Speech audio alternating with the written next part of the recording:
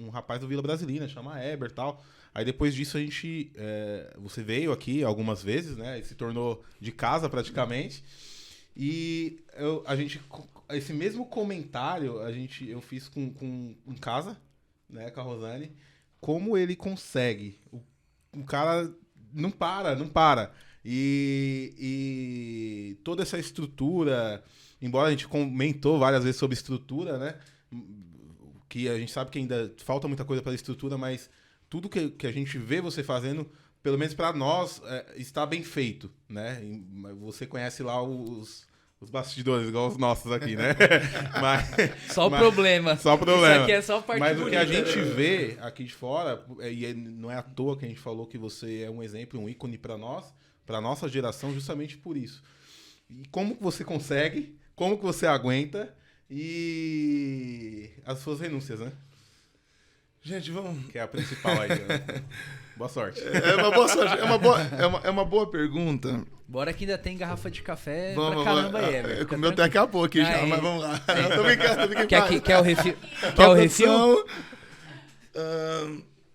A vida era feita de ajustes, né?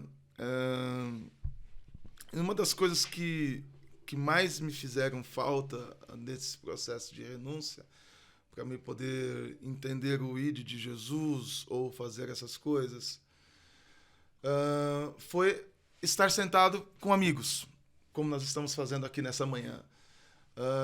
Para mim estar aqui foi precisado agendar esse bate-papo, porque provavelmente eu não faria isso por falta de tempo mesmo. Então, hoje a minha vida acabou se tornando uma agenda. Então, eu tive que renunciar durante esses anos. A minha esposa está aqui nos bastidores. Como ir a casas de amigos pessoais, padrinhos de casamentos, amigos que cresceram, que jogaram bola comigo.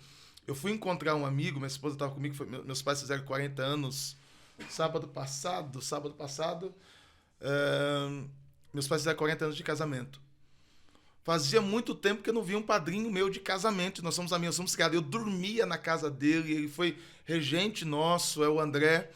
Fazia muito tempo, eu estou falando assim, de mais de 2 anos que nós não nos víamos.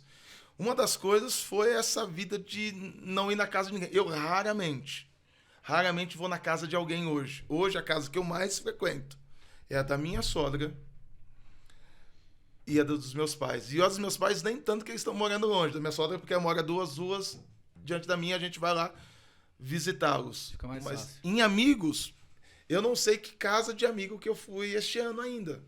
Quero ser muito sincero. Porque o tempo não me permite tal isso. Já estamos no segundo semestre, né? Então, já estamos no segundo 7 semestre. meses aí, 8 sem visitar um amigo. A casa do pastor Antoniel, o Antoniel, que é o coordenador da Cojade, nós crescemos juntos. Eu digo que eu vejo o Antoniel mais do que eu vejo a minha esposa. A gente trabalha junto, a gente lida no ministério junto. No ano passado, eu acho que eu fui uma única vez na casa dele. E foi assim, sem querer. Porque eu precisei passar lá para resolver alguma coisa. Entrei na casa dele e tomei um café com ele. Uma das coisas que talvez mais me faz falta é estar mais na casa de amigos. Eu tive que renunciar esses momentos de lazeres, momentos de churrascos, festas, para poder seguir essa causa, para poder viver essa causa com toda essa intensidade, com toda essa volúpia, com toda esta paixão. Faz falta, mas a minha paixão ela é muito maior. O meu chamado, eu tendo que isso é muito maior. Eu tive que aprender algumas coisas e é como você lida com a questão de família. O fato, talvez, de eu ter que deixar de estar em casa de amigos foi para que, de repente, na minha casa não estourasse tanto. Minha esposa está aqui dos bastidores, ela é testemunha, não tem muito problema em falar isso. No começo, nós tivemos alguns problemas de ajuste, de time. Conflitos, né? Porque minha esposa ela sempre diz assim, não adianta ter tempo se esse tempo não for com qualidade. Então, você precisa ter tempo e tempo com qualidade. Então, algumas coisas que ainda a gente vai se ajustando. Então, o tempo que eu tenho livre, ou dentro das minhas agendas, enfim, para estar vivendo com a minha esposa dentro da minha casa, e aí eu tenho que abrir mão de algumas outras coisas para poder estar. Minha esposa até mandou uma mensagem aqui porque tem uma amiga nossa que está nos convidando para comer uma feijoada, mas eu saio daqui, eu vou para um hospital visitar o avô da minha esposa que está internado em caso grave, eu vou lá visitá-lo, vou ter que tomar uma feijoada em lá 1 hora no máximo de bate-papo, porque eu corro para Franco da Rocha para um congresso de missões. Só que eu faço isso com muito prazer. É o tal da renúncia. Eu decidi renunciar por um todo.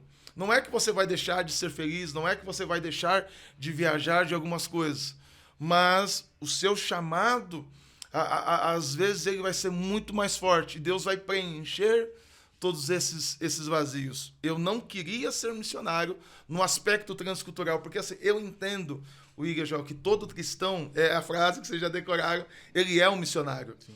Só que aí o chamado ele pode ser específico, o chamado para ir talvez mais longe, Deus vai trabalhar de uma forma muito mais específica com você.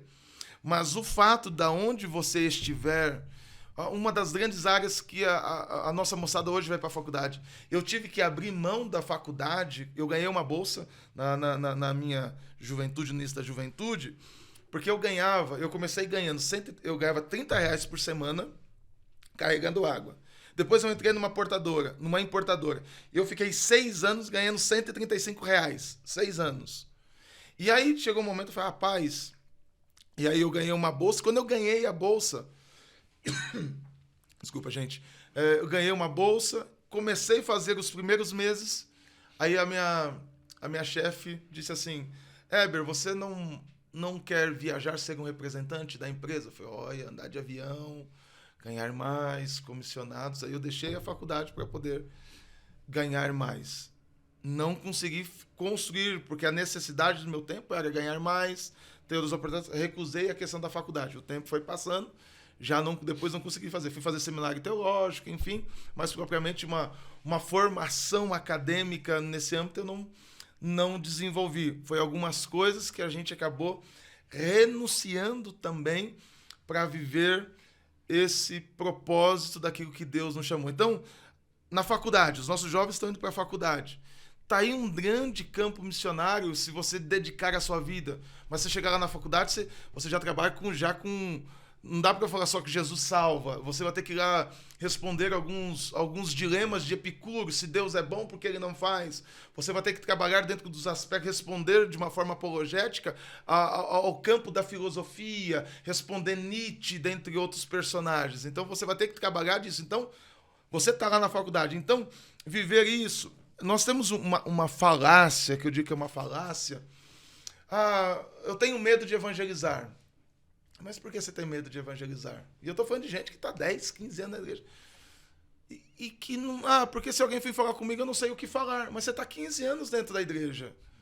Como é que você não sabe quem é a pessoa de Jesus? Como é que você não sabe falar quem é Jesus, o que ele fez, qual é a proposta do evangelho? Então, para mim, essa pessoa está na igreja, mas ela não nasceu de novo. Ela não vive na verdade. A gente está muito mais comprometido, e é esse que eu acho que falta equilíbrio na nossa vida cristã.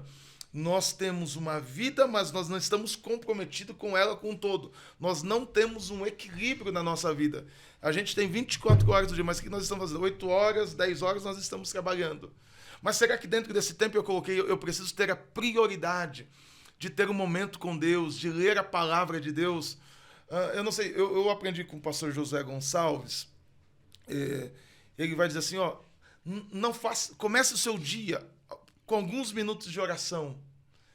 Leia a Bíblia antes de começar qualquer coisa, porque às vezes você liga já num jornal, e aí, dependendo do jornal, se ele for sensacionalista, você já começa alimentando dessas coisas. de coisas ruins, enfim. Comece na presença de Deus. Comece lendo a palavra de Deus. Você vai ver como comece ouvindo com louvor logo cedo pela manhã. Certamente o seu dia será muito melhor. Porque você está se revestindo, porque às vezes o seu dia vai ser um dia difícil. Você vai chegar lá no seu patrão tá daquele jeito, como a minha esposa, tá endemoniado, como diz a minha esposa. Às vezes o patrão tá cheio de cão lá. Você vai enfrentar problemas no seu trabalho de relacionamentos. De repente você vai encontrar alguém no caminho que está precisando ouvir uma palavra. Olha, o seu grande caminho... Eu digo, o Lázaro, o tal do Lázaro, o famoso Lázaro aí que todo mundo estava atrás dele, foi esses dias porta para me falar do evangelho. Porque eu estava conversando com uma pessoa, a pessoa, não, ele devia ter morrido mesmo, devia ter matado ele mesmo. E aí eu respondi que a minha civilidade não podia comemorar alguém da forma que morreu. Porque aí eu já fui explicar, mas o porquê disso? Aí eu tive... A oportunidade de falar do plano da eternidade que Deus tem para o ser humano. Sendo ele assassino ou o que ele fez não invalida essa situação, ele vai ser julgado como foi da forma mais horrorosa, mas foi um campo para eu poder falar da oportunidade. Então, nós temos em todo momento a oportunidade de viver a obra missional na nossa vida, no nosso dia a dia, porque o nosso ministério, antes de tudo, começa dentro da nossa casa, para depois ele expandir isso. Mas vai ser o quanto você está disposto. E a vida no geral, ela vai ter que ser renúncia. Não tem para onde fugir. No seu trabalho, você vai ter que renunciar o que você gostaria, talvez da forma de você estar vestido. Você tem que colocar o uniforme. Você tem que se enquadrar em algumas normativas do trabalho, da faculdade. A vida é cheia de regras. Só que quando a gente caminha para o evangelho, não, Jesus entende, e a gente começa a dar uma série de... relativiza, né? A gente relativiza tudo. E é interessante isso que você falou, porque, assim, o evangelho, aqui, os meninos aqui, todos estão estudando, né? E eu terminei, mais ou menos, tem uns 2 anos. E o evangelho tem algumas... É uma coisa peculiar, porque, assim, às vezes, se você não fala, no mínimo, você tem que ser exemplo. E aí é onde que pega a gente, né, com as calças curtas, como vamos dizer. Porque se a gente não consegue ser exemplo, como que a gente vai falar, né? E aí é onde que a gente é contrastado com o mundo. O exemplo é o mínimo que a gente precisa ter e falar é uma consequência desse exemplo, porque muitas pessoas vão chegar para você por conta do seu exemplo.